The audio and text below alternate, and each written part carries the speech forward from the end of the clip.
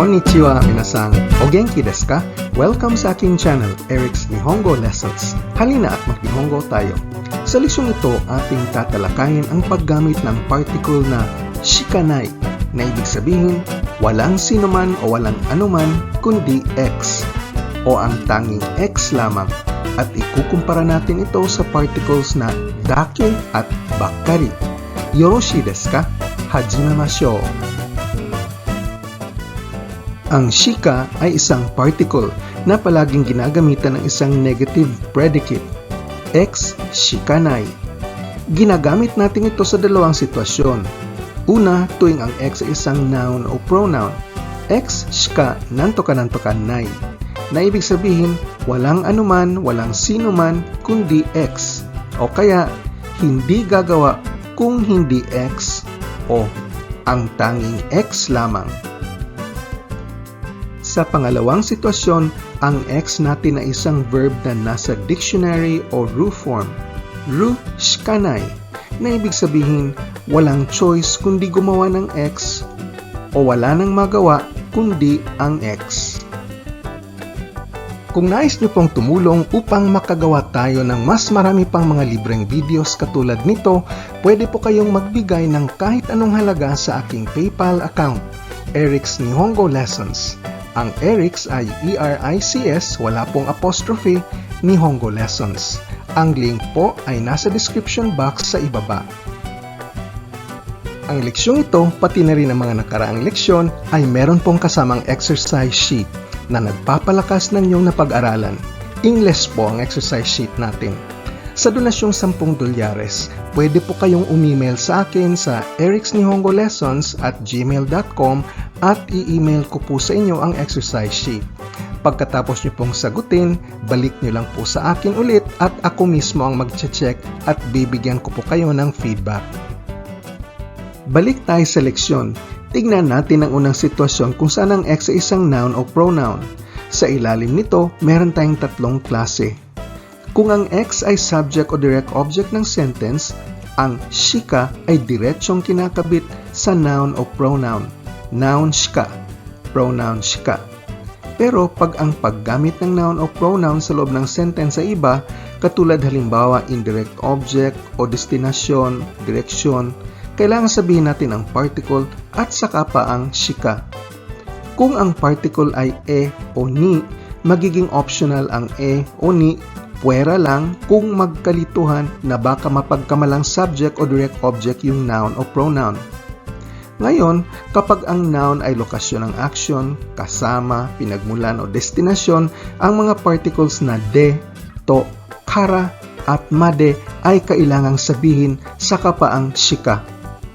Ang pangatlong sitwasyon ay kung yung noun o yung pronoun ay isang quantifier o bilang o salita ng kantidad katulad ng skoshi o isang numero at counter kagaya ng ichimai, niday o sanbon.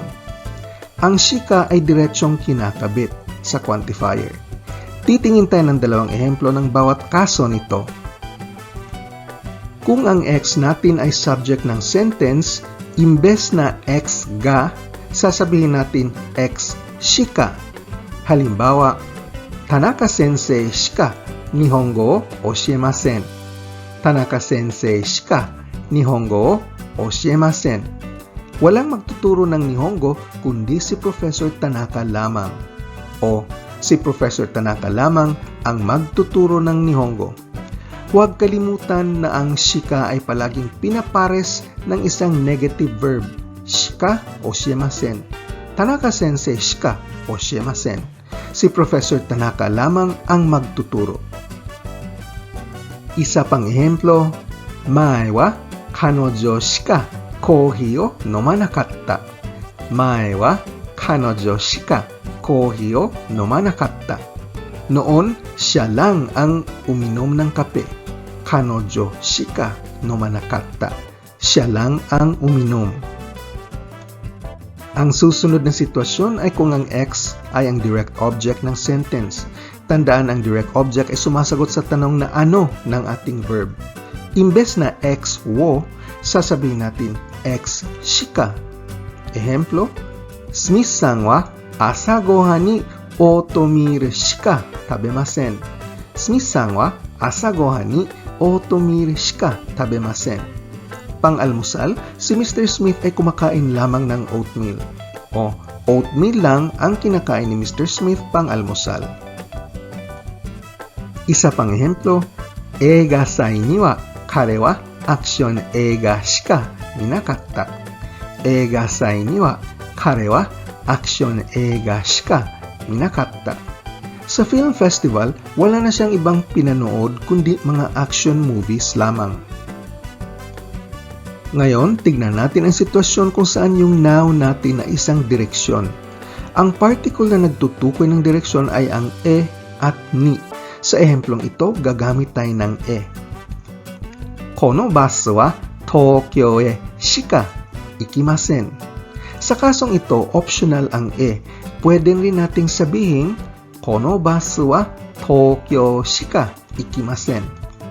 Ang bus na ito ay walang ibang pupuntahan kundi Tokyo, o ang bus na ito ay pupunta lamang sa Tokyo. Direksyon pa rin, pero gagamit tayo ng ni. Sa kasong ito, optional pa rin ang ni.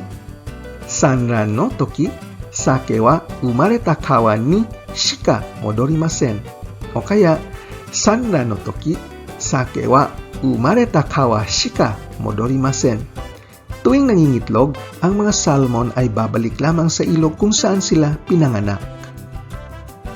Isa pang ehemplo, Taiyo wa nishi no hou ni shika shizumanai. O Taiyo wa nishi no hou shika shizumanai. Ang araw ay lumulubog lamang sa kanluran. Ang ni ay nagmamarka din ng indirect object o kung kanino ginawa ang action ng sentence. Halimbawa, wasabi wa sushi ni shika tsukaimasen. O wasabi wa sushi shika tsukaimasen. Ginagamit lamang namin ang wasabi para sa sushi. Ngayon, hindi pwedeng ilaglag ang ni kung magkalituhan at ang noun ay mapagkamala na ngayon bilang subject ng sentence. Titingnan natin ito sa susunod na ehemplo. Omocha wa kodomo ni shika yaranai. Omocha wa kodomo ni shika yaranai. Binibigay namin ang mga laruan sa mga bata lamang. Sa sentence na ito, hindi pwedeng ilaglag ang ni. Kung ilaglag natin, magkakalituhan. Mapagkamalan natin na ang mga bata ngayon ang namimigay ng mga laruan. Para klaro na ang mga bata ay siyang binibigyan ng laruan, dapat andyan ang ni. Ang ni ay nagmamarka din ng pagpapasok. Daigaku wa Kimura-san wa Kyoto Daigaku ni shika apply shimasen. O Daigaku wa Kimura-san wa Kyoto Daigaku shika apply shimasen. Para sa universidad, mag-a-apply si Miss Kimura sa Kyoto University lamang. Suzuki-san wa Osaka ni shika sumimasen. O Suzuki-san wa Osaka shika sumimasen. Si Mr. Suzuki ay titira lamang sa Osaka. Ang ni ay nagmamarka din ng eksistensya. Kono keiki wa kono mise ni shika arimasen. O kono keiki wa kono mise shika arimasen. Ang cake na ito ay nahahanap lamang sa tindahang ito. Isa pang ehemplo, kangaroo wa Australia ni shika inai. O kangaroo wa Australia shika inai. Ang mga kangaroo ay natatagpuan lamang sa Australia. Ang ni ay nagmamarka din ng takdang oras. Ehemplo, boku wa natsuyasumi ni shika ryoko dekinai. O boku wa natsuyasumi shika ryoko dekinai. Pwede akong bumiyahe tuwing summer vacation lamang. Isa pang ehemplo, gomi wa kayobi ni shika atsumerarenai. O gomi wa kayobi shika atsumerarenai. Kinokolekta ang basura tuwing araw ng Martes lamang.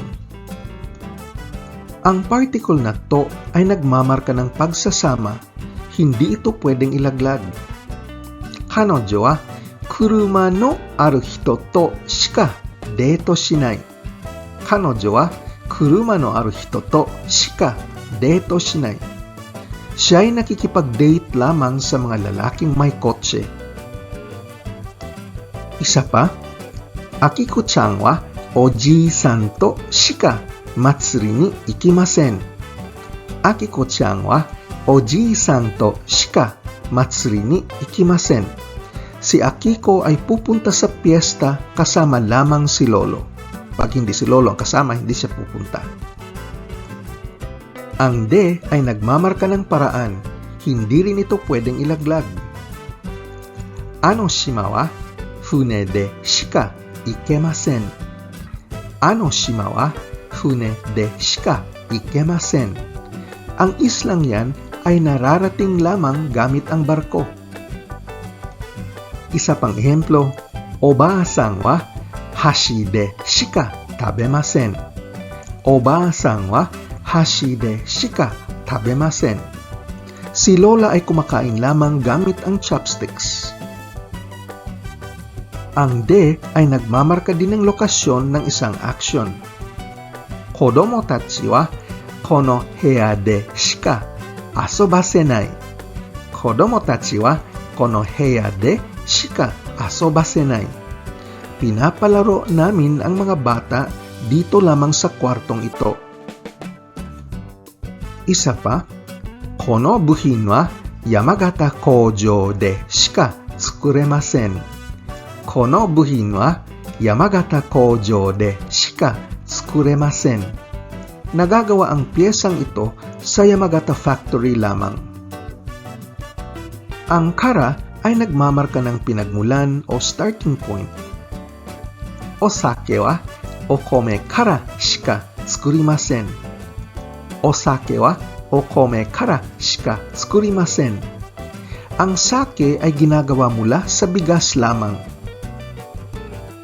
Isa pang ehemplo, ima wa Nihon wa kaigosha o Tonan Asia kara shika saiyou shimasen. Ima wa Nihon wa kaigosha o Tonan Asia kara shika saiyou shimasen. Sa ngayon, ang Japan ay nag-hiring ng mga caregivers na galing lamang sa Southeast Asia. Ang particle na made ay nagmamarka ng hantungan, hangganan o destinasyon.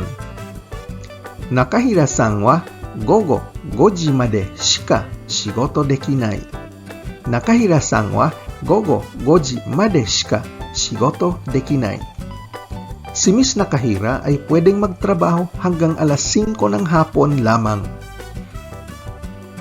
Ano kaisha to no keiyaku wa 9月までしか過ぎません。Ano kaisha to no keiyaku wa 9月までしか過ぎません。Ang kontrata sa kumpanyang yan ay hanggang Setyembre lamang. Ngayon, titingin tayo ng mga ehemplo kung saan kinakabit ang shika sa isang quantifier. Ang quantifier ay yung mga salitang nagpapahayag ng bilang o kantidad. Ehemplo, boku wa okane ga skoshi shika nai kara setsuyaku shite iru. Boku wa okane ga skoshi shika nai kara setsuyaku shite iru. Dahil ko konti lamang ang pera ko, ako'y nagtitipid. Isa pa, ima wa cheesecake ga 5つしか残っていません。今はチーズケーキが5つしか残っていません。Sa ngayon, may 5 cheesecake lamang ang natitira. Ang ehemplong ito ay gumagamit ng numero at counter. Pink shirts wa 3枚しか売らなかった。Pink shirts wa 3枚しか売らなかった。3 pink shirts lamang ang nabibenta. Wala kasing gustong bumili ng pink shirt. Ang shika ay kahalintulad ng isa pang particle, yung dake, na pareho din ang meaning, nantuka-nantuka lamang. Pero, ang dake ay pwedeng gamitan ng affirmative at negative na predicate. Yung shika ay negative predicate lamang. Tingin tayo ng mga iba't ibang sentences. Kare wa sushi dake tabeta. Kare wa sushi dake tabeta. Affirmative ang tabeta. Ang meaning ng sentence, siya ay kakain lamang ng sushi.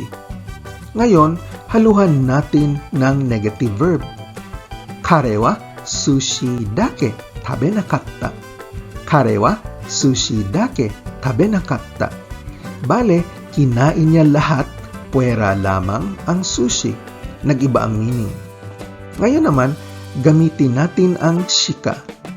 Kare wa sushi shika tabeta. Ito'y isang maling sentence dahil hindi pwede ang shika sa affirmative verb. Kaya hindi pwede ang sentence na ito.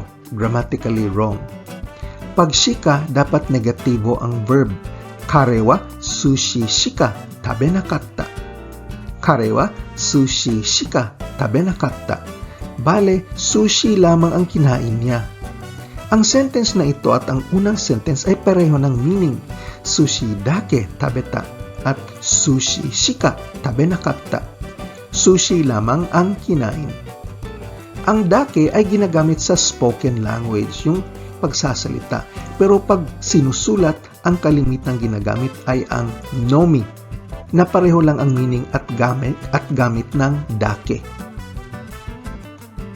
May isa pang particle na halintulad din sa shika at dake ng meaning ng tuka lamang. Ito ay ang bakari. Ang bakari naman ay ginagamitan lamang ng affirmative verb at saka yung noun na kinakabitan nito ay dapat isang plural entity. Bale, marami, hindi lang isa. Halimbawa, gaikokujin bakari odotta. Gaikokujin bakari odotta. Pag sinabing gaikokujin o foreigners, pwedeng maraming foreigners at hindi lang isang tao. Ang meaning ng sentence na ito ay, ang mga foreigners lamang ang sumayaw. Pero hindi ito pwede. Miyari sang bakari odotta. Ungrammatical ito dahil si Mary ay isang tao lamang. Ngayon, balik tayo sa gaikokujin. Pwede rin nating sabihin, gaikokujin dake odotta. Gaikokujin dake odotta. Pareho lang ang meaning. Ang mga foreigners lamang ang sumayaw. At gamit ang shikanai, gaikokujin shika odora nakatta. Gaikokujin shika odora nakatta. Pareho din ang meaning. Itong tatlo ay pareho ang meaning. Gaikokujin bakari odotta. Gaikokujin dake odotta. At gaikokujin shika odora nakatta. Ang mga foreigners lamang ang sumayaw. Ngayon, ang bakari ay hindi pwede gamitin sa negatibong verb, kaya mali ang sentence na ito. Gaikokujin bakari odora nakatta. Para ayusin ito, gagamit tayo ng shikanai, katulad ng sa dating slide. Gaikokujin shika odora nakatta. Ang mga foreigners lamang ang sumayaw. Pwede tayong gumamit ng dake, pero mag-iba ang meaning. Gaikokujin dake odora nakatta. Bale, sumayaw ang lahat, puwera lamang ang mga foreigners. Ngayon, may isang verb ang kakaru na ibig sabihin kailanganin ng oras, pera at effort. Ang kakaru ay pwede lamang gamitan ng shikanai at hindi pwede ang dake. Halimbawa, upang sabihin mula dito hanggang airport, magta-taxi, aabutin lamang ng 10 minuto. Hindi tayo pwedeng magsabi ng koko kara kuko made wa taxi de 10 分 dake kakaru. Mali ang sentence na ito dahil ang dake ay hindi pwedeng ipapare sa kakaru. Palitan natin ito ng shikanai. Koko kara kuko made wa taxi de 10 分 shika kakaranai. Koko kara kuko made wa taxi de 10 分 shika kakaranai. Upang sabihin si Mary lamang ang sumayaw, pwede tayong gumamit ng shikanai at saka dake, pero hindi pwede ang bakari dahil si Mary ay isang tao lamang. Gamit ang shikanai, Mary-sang shika odora nakatta. Mary-sang shika odora nakatta. At gamit ang dake, Mary-sang dake odotta. Mary-sang dake odotta. Tingin pa tayo ng mga magkahawig na sentence gamit ang shika, dake at bakari at tutukan kung paano nag-iiba ang meaning ng sentence. John wa sushi shika tabenakatta. John wa sushi shika tabenakatta. Si John ay walang ibang kinain kundi sushi. John wa sushi dake tabeta. John wa sushi dake tabeta. Pareho ang meaning, sushi lang ang kinain ni John. John wa sushi dake tabenakatta. John wa sushi dake tabenakatta. Iba na ang meaning dito. Kinain ni John ang lahat ng pagkain, puwera lamang ang sushi. John wa sushi bakari tabeta. John wa sushi bakari tabeta. Sushi lang ang kinain ni John at kumain siya ng marami nito. Ito ang nuance ng bakari. Marami ang kinaing sushi at sushi lamang ang kinain. Ngayon naman, tignan natin yung pangalawang sitwasyon kung saan ang shika ay kinakabit sa isang verb. Ang verb ay dapat nasa dictionary o rule form at ipapares pa rin natin ang shika sa isang negatibong verb, rushkanay. Ibig sabihin ng rushkanay, wala akong choice o wala akong magawa kundi gawin ang nantoka-nantoka. Ehemplo, Sotsugyo suru made gaman suru shikanai. Sotsugyo suru made gaman suru shikanai. Hanggang ako'y gagraduate, wala akong magawa o wala akong choice kundi magtiis. Mere dakara yaru shika nakatta. Mere dakara yaru shika nakatta. Dahil utos, wala akong magawa kundi sumunod. O dahil utos, wala akong choice kundi gawin. Mo shuri dekinai no de atarashii no kau shikanai. Mo shuri dekinai no de atarashii no kau shikanai. Dahil di na maaayos, wala nang magawa kundi bumili ng bago o wala nang choice kundi bumili ng bago. Susumahin natin ang leksyong ito. Ating pinag-aralan paano gagamitin ang particle na shika na palaging kinakabitan ng negative predicate. Nantoka-nantoka shikanai.